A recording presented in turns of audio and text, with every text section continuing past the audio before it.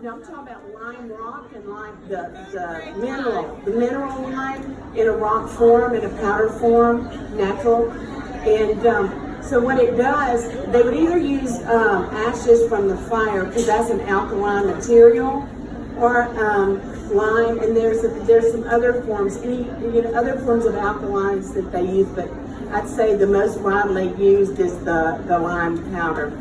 So before they figured this out, which they were pretty darn smart to figure it out, because it was, very early time in history that people were getting sick because they were cooking the corn, but they weren't soaking it. So the husk remained wrapped around the corn, and the nutrition was not released.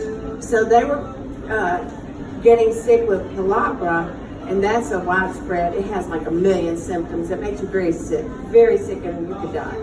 So some smart Aztec or Mayan or Inca realized, okay, we're going to put the lime rocks in there, and it's going to swell the corn and make the husk release, and the nutrition will be released, and it'll be moist and easier to grind and all that. So it's ingenious. And so, and it's not really an easy process when you say. So in the morning, or else the night before, we have a big vat in the kitchen, and we fill it with, how many pounds do we do? We do 50 to 100 pounds, depending on the day. So every day of the week, we usually roll with 50. And then at the end, on Friday and Saturday, since Sundays we're busier, we'll do 100 pounds of corn. Sorry, we'll do 100 pounds of corn. So every day we'll do 50, and then at the end at the busier days, we'll do 100 pounds. And so we soak it at 180 degrees to 200. We bring it up to that temperature, and then we cut it off, and we'll soak for 24 hours. This can be done at your house on your stove. On a smaller scale. Probably quicker than in our big giant bath that's the size of this table.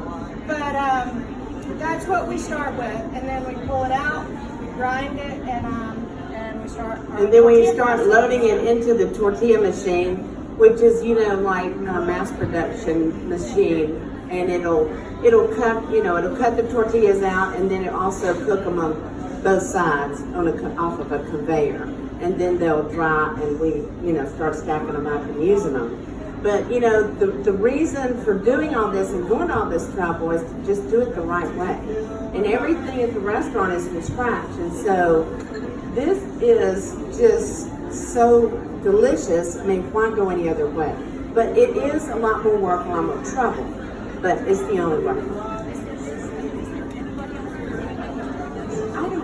Yes, so Mi Puebla has a tortilla machine. The grocery store on Green Springs? But I can't tell you if they add anything to their corn or not.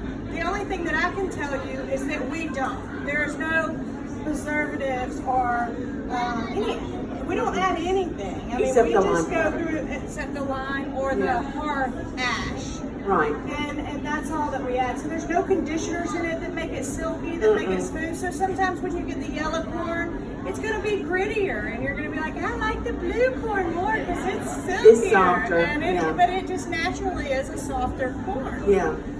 So I prefer the yellow in enchiladas, and I prefer the blue in my chips, But so a lot of servers are like, they really want the blue chips, and I'm like, I get it.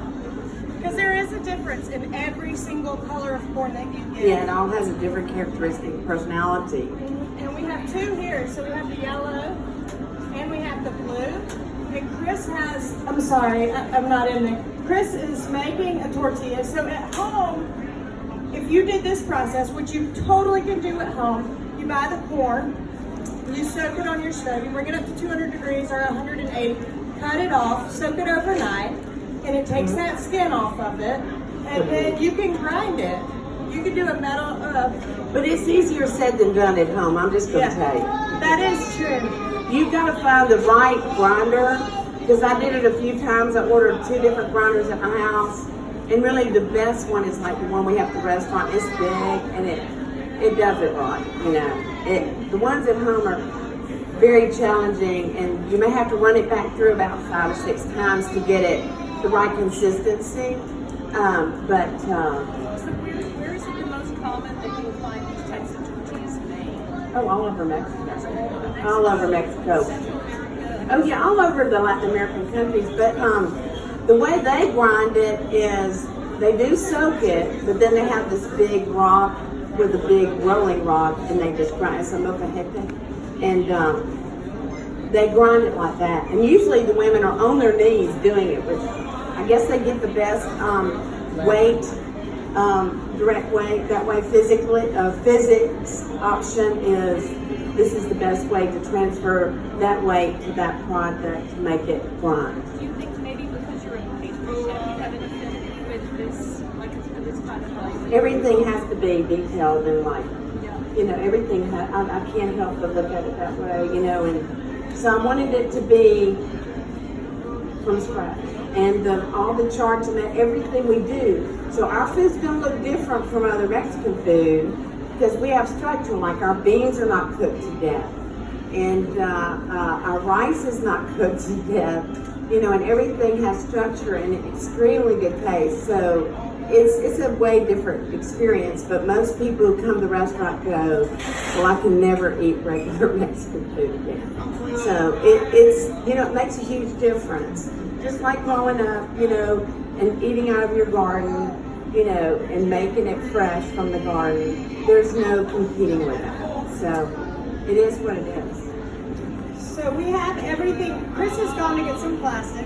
He and I use plastic to make my tortillas. I'm just like a plastic bag. That's what I do. You can cut up in a big Ziploc, open it up. And it, to me, it's always worked the best. It does. My husband's, he liked to try this. He said this was his method, and guess what? He's gone to get the plastic bag. Because it wants to stick anyway. Yeah. And it's very trying, I'm going to tell you, to do it this way. Plastic sort of like plastic becomes parchment paper or something? No, this isn't going to cook it, it's just going to press. Oh, I see. Okay. We're just pressing a form. So, we just use the parchment paper or the plastic. If plastic works better than parchment paper. in Mexico, they use the plastic. Yeah, it just works better because this masa is moist. Y'all can touch it, you can look at it. It's very moist. And this is a little drier. We add water as we are grinding it. Yeah, you always install a hose pipe near your grinder because as it grinds, you want to make sure it doesn't get too dry. And so as you're grinding, you drip a little water in it as it's going through the grinder into the container, the receptacle.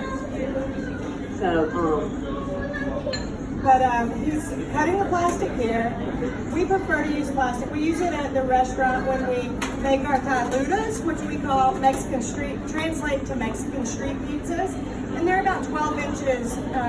the diameter. Yeah. And so we do a big press. We have a big press that we make those on, and they're delicious. But so everything else we run through it. Will you just tell people a little bit about like what elephants is? Oh, I'll tell you about the history behind the name for me.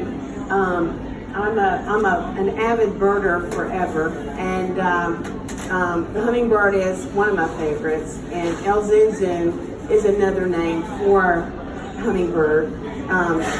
It has been used throughout Latin America, specifically in Cuba for the bee hummingbird, which is the smallest bird in the world.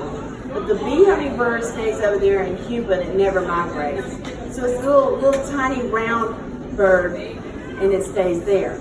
But a lot of Hispanics refer to hummingbirds as El Colibri, but there are other Hispanics I've spoken to that understand El Zunzun. A lot of times they'll name it, it's like an onomatopoeia, like zoom zoom, so they go, they will name it like a flying jewel or El Zunzun, or there are numerous names that describe it. But I thought it was playful and I thought it was so cute. And so when I was in Mexico and in Oaxaca, and also outside of about a couple hours out of Guadalajara, I saw a ruby throat there, and they migrate in March from there to here, all over the United States. But us, our state welcomes ruby throats and the little brown ones, and I can't think of it right now, but rufus. So anyway, they migrate in March, and they come over here. And so I was going, oh, that cute little bird over there is going to be in the United States in a few months, because I was there in March, and so they were getting ready to leave. And so they'll be here for 6 months, and they raise their brood, and then they leave in October and go back, and then they come back here in March again.